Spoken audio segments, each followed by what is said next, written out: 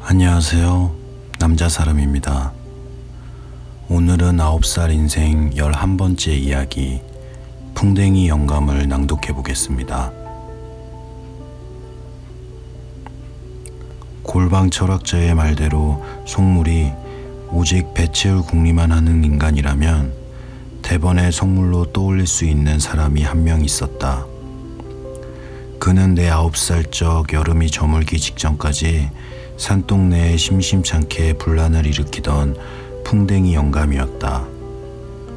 풍뎅이 영감은 몸집이 땅따라고 얼굴이 까무잡잡하기 때문에 붙여진 별명이었다. 별명 얘기가 나와서 말이지만 내가 살던 산동네에는 온통 별명 투성이었다. 아이들 사이에서 부르는 별명도 있고 어른들 사이에서 부르는 별명도 있지만 어쨌든 별명이 없는 사람은 거의 없었다. 이를테면 싸움쟁이 부부가 사는 우리 옆집의 경우를 예로 들어보자. 그 집 별명은 쌈쟁이네 집이었고 그 집 가장 별명은 오지랖이었다. 그는 오지랖 넓게 온갖 동네 일에 다 참견하고 다녔는데 게다가 하필이면 그의 이름이 오지엽이었다. 남편 별명 덕분에 아내 별명은 덩달아 지랍내가 되었다. 그러나 당사자가 없는 자리에선 지랄내로 통했다. 그 집 큰딸 금복이는 악바리, 둘째 딸 은복이는 작은 악바리, 심지어 이제 겨우 3살배기인 돈복이까지 독복이란 별명을 가지고 있었다. 또 이 세 딸을 합쳐 부르는 별명이 금은빵이었고 그래서 쌈쟁이네란 태코는 종종 듣기 좋게 금은빵네로 바뀌기도 했다. 한 집안만 따져봐도 이 정도이니 산동네 전체를 합하면 별명의 숫자는 어마어마할 것이다. 우리 집 식구는 꽤 오랫동안 별명이 없었는데 나중에야 꼭대기 아저씨, 꼭대기 아줌마라는 별명이 생겼다. 우리 집이 산동네 제일 꼭대기에 있기 때문이었다. 우리 식구가 안 듣는 자리에서는 뭐라 불렀는지는 알 수 없는 노릇이다. 내 별명은 노란 네모였는데 그런 별명을 갖게 된 사연은 뒤에서 다시 얘기하기로 하자. 꼭대기 아저씨야 그런대로 애교스러운 별명이지만 풍뎅이 영감은 그리 듣기 좋은 별명이 아니어서 당사자 앞에서 이렇게 부르는 사람은 아무도 없었다. 정식 호칭은 최영감님 또는 최씨 할아버지였다. 하지만 산동네 사람들 입과 귀는 풍뎅이 영감 쪽에 더 익숙해져 있었는데 그건 그를 최영감님으로 부를 기회가 그만큼 적었기 때문일 것이다. 말하자면 그는 매일 얼굴을 맞대고 사는 산동네 주민이 아니었던 것이다. 풍뎅이 영감은 어쩌다 한 번씩 산동네에 들러 이웃들을 들들 볶고 가는 고약한 불청객이었다. 어른들은 풍뎅이 영감 앞에서는 쩔쩔매었으나 뒤에서는 저주와 욕설을 퍼붓곤 했다. 저놈의 영감태기, 언덕 내려가다가 깡 넘어져서 허리나 부러져라. 그래야 다시는 산동네에 못 올라오지? 풍뎅이 영감이 언덕길을 내려가는 모습을 보면 아닌 게 아니라 좀 아슬아슬해 보였다. 풍뎅이 영감은 조그만 체구에 하체는 빈약하고 배는 볼록 튀어나와 전체적으로 보면 진짜 동그란 풍뎅이처럼 보였다. 그래서 언덕길을 내려갈 때는 그만 공처럼 떼굴떼굴 굴러가 버릴 것 같은 느낌마저 들었다. 그러나 그는 어찌나 조심조심 걷는지 설사 언덕길에 참기름을 반질반질 발라놓아도 결코 넘어질 사람이 아니었다. 동네 사람들이 풍뎅이 영감을 얼마나 미워하는지는 숲속 풍뎅이들이 당하는 순환을 봐도 잘 알 수가 있다. 풍뎅이 영감이 다녀간 날이면 아이들은 풍뎅이를 잡아 다리 6개를 모조리 잡아 뽑은 다음 개미굴 앞에다 던져버렸다. 풍뎅이는 개미떼의 끈질긴 공격에 등짝으로 뱅글뱅글 돌며 안타깝게 몸부림치지만 결국에는 개미떼의 밥이 되고 만다. 그래서 개미굴이 있을 만한 숲속 나무 밑에는 개미떼가 뜯어먹고 남은 풍뎅이 껍데기를 드물찮게 볼 수 있었다. 그 작고 가련한 생명체의 처참한 생존의 몸부림을 보면서 아이들은 낄낄거리며 노래를 불렀다. 풍뎅이 영감 다리를 똑똑 분질러 개미굴에 던지면 풍뎅아 풍뎅아 뱅글뱅글 놀아라. 끔찍한 노래였다. 아이들은 때때로 잠자리 꽁지에 풀줄기를 꽂아 날리거나 돋보기로 개미를 그슬러 죽이는 식의 잔인한 장난을 즐겼지만 풍뎅이를 죽이는 장난은 특히 소름이 쭉 끼칠 정도로 잔인한 장난이었다. 내가 보기에 그것은 단순한 장난이 아니었다. 풍뎅이 다리를 하나씩 하나씩 잡아 뽑을 때 아이들은 증오심으로 가득 찬 표정이었고, 몸부림치는 풍뎅이를 보며 노래를 부를 때는 희열로 들떠있는 표정이었다. 아이들의 이런 잔인성은 물론 죄다 어른들이 심어준 것이다. 산동네 어른들은 대체로 말씨부터 매우 거친 편이었다. 이를테면 아이가 어머니에게 군것질할 돈을 달라고 칭얼대었다 하자 어미 입에서는 대뜸 이런 독설이 튀어나온다. 어하나 돈, 애미 허벅지 살을 푹푹 떼서 푸줏간에 팔아다 써라. 그때 아이가 땡나발을 불며 군소리라도 한마디 했다 하자 칵! 저놈의 주둥아리 바늘로 쫑쫑 꼬매버릴라. 이런 끔찍한 욕설이 아주 예산말처럼 아이들에게 퍼부어졌다. 이런 끔찍한 욕설들이 아이들에게 영향을 주지 않았다면 그게 오히려 이상한 일일 것이다. 물론 말씨가 거칠다고 해서 그들의 행동까지 난폭한 것은 아니었다. 술을 먹었거나 싸움을 할 때를 제외한다면 그들은 오히려 비굴할 만큼 소심하고 순종적인 편이었다. 그건 풍뎅이 영감 앞에서의 태도를 보면 잘 안다.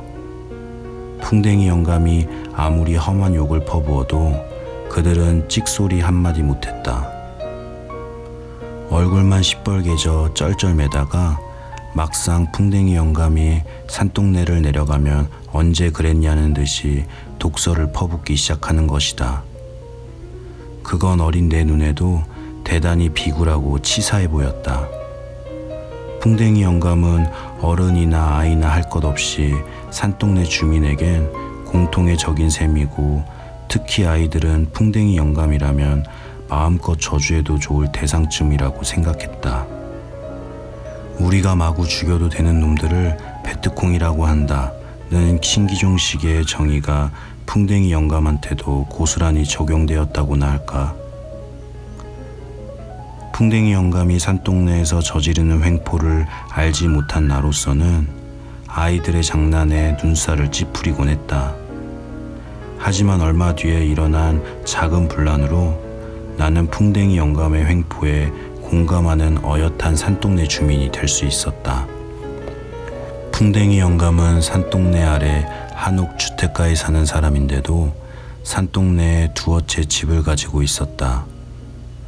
물론 지금에 와서야 어머니에게 물어한 얘기지만 그 정황은 대체로 이러했다.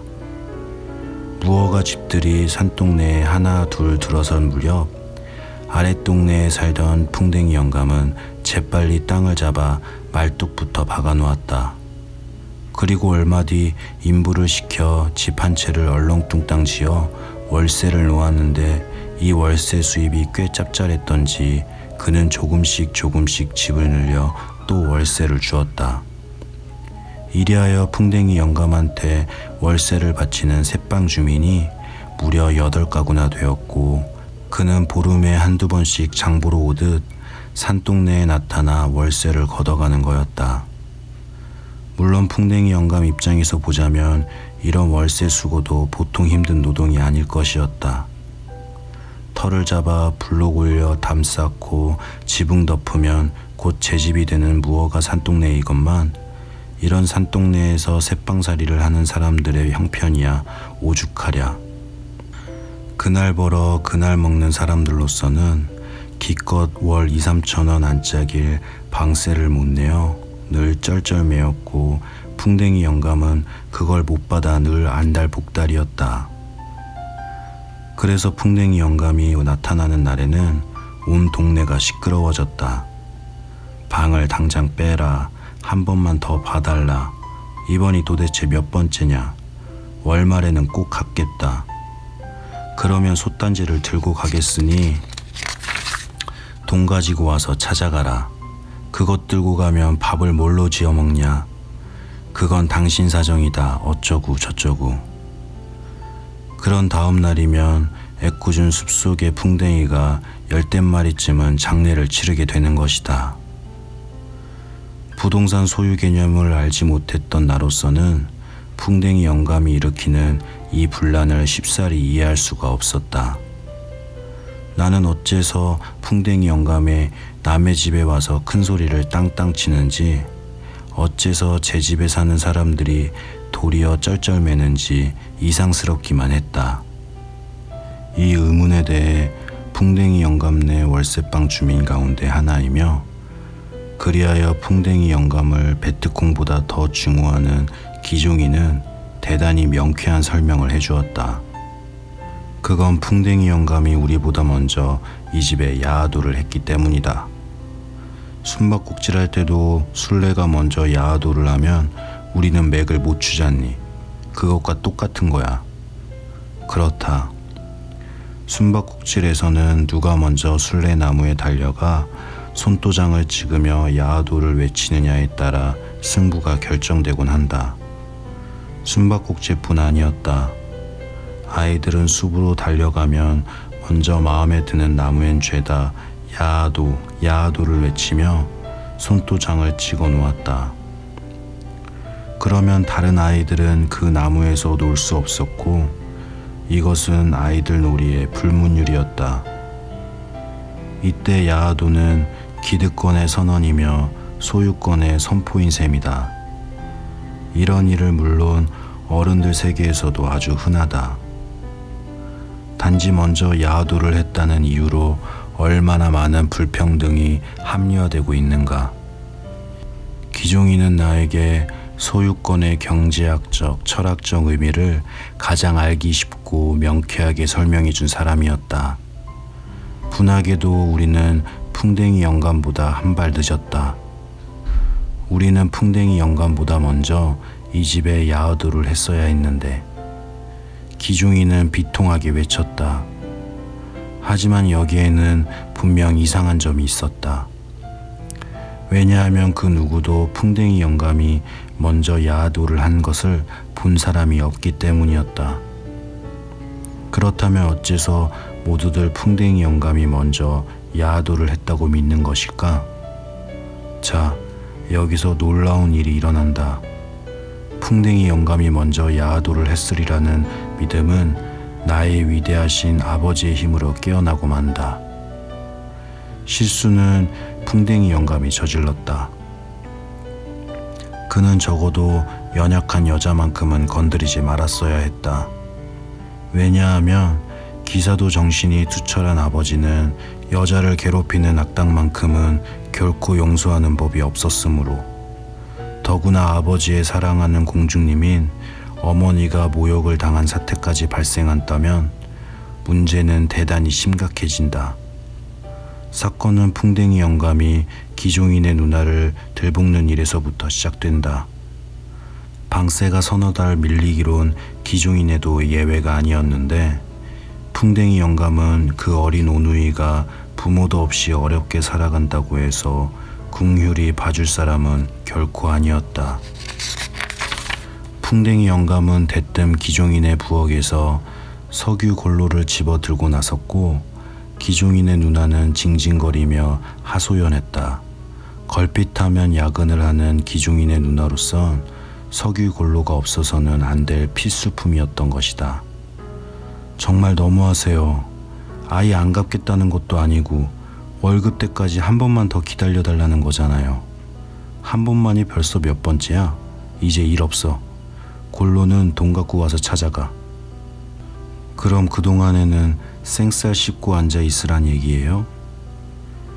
기종인의 누나는 그동안 당해온 분풀이까지 겸하여 제법 당돌하게 따졌으나 주위에 빙 둘러싼 풍뎅이 영감네 새빵 주민들은 자기네만 해도 약점이 많은지라 감히 편들어 나설 엄두를 못 내었다. 이런 분위기에 힘입어 풍뎅이 영감은 더욱 기세를 올렸다. 어린 게 어디서 늙은이한테 눈을 부라려? 부모 없이 자랐다더니 막 되어 처먹었군. 그래요. 부모 없이 자랐어요. 그래서 할아버지가 보태준 거 있어요? 이런 고약스러운 년. 여러만 할 거 없어. 당장 방 빼. 방 빼는 풍뎅이 영감의 마지막 무기였고 상대방을 꼼짝도 못하게 만드는 위력 있는 말이었다. 기종인의 누나는 서름에 겨워 엉엉 울음을 터뜨렸다. 그때 곁에서 지켜보던 어머니가 나섰다. 보자 하니 정말 영감님도 너무하시네. 부모 없이 살아가는 아이를 위로는 못해줄 망정 그걸로 욕을 합니까? 어머니는 당당했다.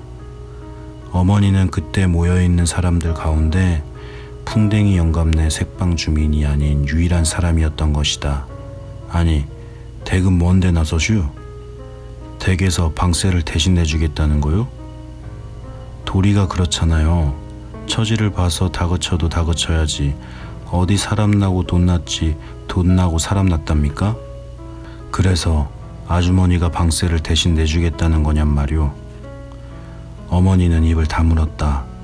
돈은 도리보다 힘이 더 센 것이니까. 그쪽도 믿지는 일은 하기 싫지? 나도 마찬가지야. 누구는 하늘에서 돈이 펑펑 쏟아져서 공짜로 방 빌려주고 앉았냐? 누가 공짜로 달라고 했어요? 저 아가씨가 월말에 갚겠다잖아요. 풍뎅이 영감은 어머니가 자기네 새빵 주민이 아닌 게 몹시 아쉽다는 듯 교활하게 눈을 굴렸다. 그럼 월말까지 대게 골로를 담보로 잡아둘까? 어머니는 발끈해서 외쳤다. 차라리 그러세요. 내 원 보다 영감님도 마음을 그렇게 쓰시면 대접 못 받으십니다. 여러 말 할 거 없소. 앞장서슈. 대게 골로를 준다고 했지?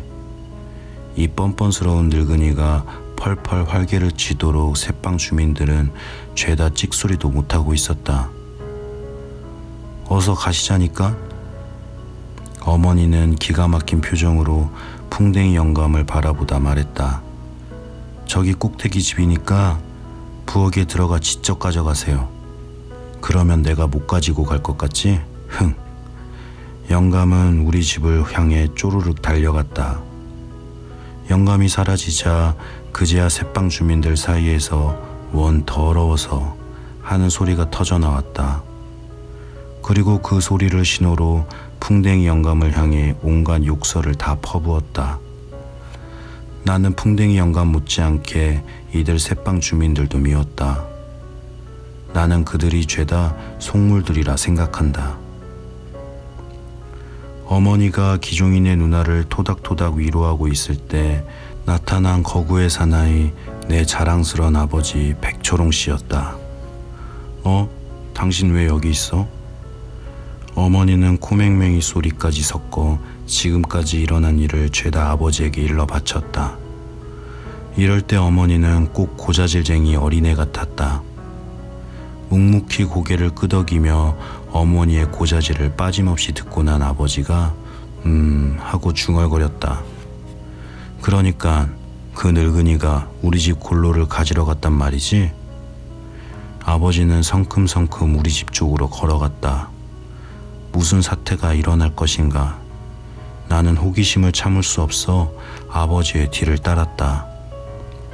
그러자 아버지가 한쪽 눈을 장난스레 찡긋해 보였다. 아니, 넌 따라오지 마. 대신 너는 어머니를 보호해라. 보호하지 않는다고 해서 어머니를 누가 잡아먹을 일도 없을 터이지만 나는 아버지가 내게 임무를 맡겼다는 사실이 자랑스러워 어머니 곁으로 돌아갔다. 그리고 공연히 어머니 주변을 맴돌며 어머니를 보호했다. 얼마쯤 지났을까? 정말 놀라운 일이 일어났다. 풍뎅이 영감이 허적허적 내려왔다. 물론 우리 집 골로를 갖고 있지 않은 채였다. 풍뎅이 영감은 어머니와 기종인의 누나를 향해 심하게 낯을 찌푸리더니 그냥 언덕을 내려가 버리는 것이었다. 풍뎅이 영감네 새빵 주민들도 눈이 휘둥그레졌다. 더욱 놀라운 일은 그 후 풍뎅이 영감의 산동네 출입이 뜸해졌다는 사실이었다. 가끔씩 방세를 받으려고 들러도 예전처럼 기세등등하게 새빵 주민들을 다그치지는 못했다. 더 놀라운 일도 있다. 풍뎅이 영감은 갑자기 기종인의 처지를 마구 위로하고 동정하더니 그 온누이 방세만큼은 완전 면제해 주겠노라 선포한 것이다. 사람들은 풍뎅이 영감의 괴가천선에 감탄하며 사람은 역시 오래 살고 볼 일이라고 입을 모아 말했다. 아버지의 위력은 정말 대단했다. 나는 아버지가 발휘한 신비의 능력이 몹시 궁금했다. 아버지, 그 할아버지를 때려줬어요? 아니, 내가 어떻게 노인을 때리겠니? 그러면 때려주겠다고 협박을 했어요? 아니, 그러지도 않았다. 그러면 어떻게 한 거예요? 그건 비밀이다. 하지만 딱 한 가지만 내게 가르쳐 주지. 네가 앞으로 살아가다 어떤 악당과 싸우게 되면 말이다.